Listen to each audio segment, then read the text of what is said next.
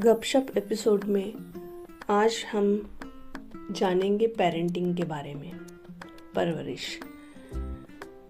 एक टीचर होने के नाते 20 साल से अधिक बच्चों के बीच रहने के बाद मैंने ये जाना कि पेरेंटिंग क्या होती है।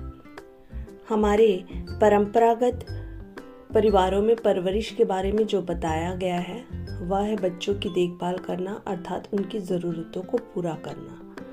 परंतु जब मैं एक माँ बनी तब मेरा अनुभव अलग रहा और मेरी परवरिश मेरे पिता ने कुछ हटकर की। तब मैंने जाना कि पेरेंटिंग मतलब सिर्फ ज़रूरतों को पूरा करना नहीं है, बल्कि ये एक अलग जिम्मेदारी है।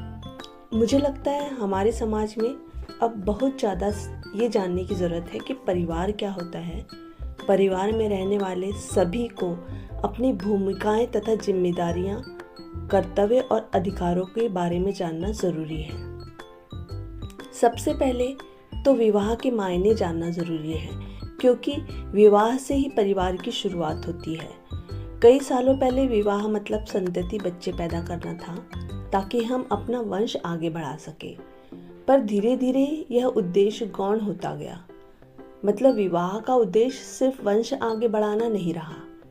उसी तरह पहले परिवार का अर्थ भी परवरिश रहा है, जिसमें ज़रूरतें पूरी करना ही उद्देश्य महत्वपूर्ण था। पर अब ऐसा नहीं है। समय के साथ साथ ज़रूरतें भी बदलती रही हैं। अब परिवार में बेसिक ज़रूरतों के साथ ही प्रेम, आदर और एक दूसरे का सम्मान व स्वतंत्रता को भी महत्व दिया जाने लगा है।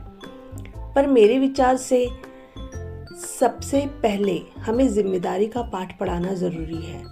हर माता पिता का यह कर्तव्य है कि वो खुद की जिम्मेदारियों को समझे और अपने बच्चों को भी जिम्मेदारी निभाना सिखाए। और ये बोलकर नहीं, बल्कि जिम्मेदारी खुशी खुशी स्वीकार कर निभाकर बच्चों के सामने उदाहरण पेश करें।